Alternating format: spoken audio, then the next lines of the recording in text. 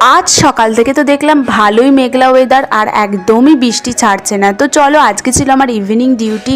সকালবেলায় উঠে তো আমি এখানে অনেকটাই সময় পেয়ে গেছিলাম। তারপর তো আমার বিছানাগুলোকে প্রথমে গুছিয়ে নিলাম, দেন করে নিয়েছিলাম হচ্ছে যে একটু চা, কারণ চা না দিয়ে আমার দিনটা শুরুই হবে না। তারপর তো ভাবলাম আজকে কি ব্রেকফাস্ট করা যায়।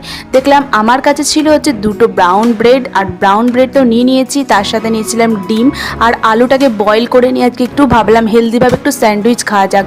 আর তার উপর দিয়ে কিন্তু একটু গোলমরিচ গুঁড়ো ছড়িয়ে দিয়েছিলাম। এটা কিন্তু বেশ ভালো স্যান্ডউইচ, যেটার মধ্যে ফাইবার প্রোটিন দুটোই ছিল। দেন আমি তো চা করেই নিয়েছিলাম আর সেটা নিয়ে কিন্তু বসেছিলাম পড়তে।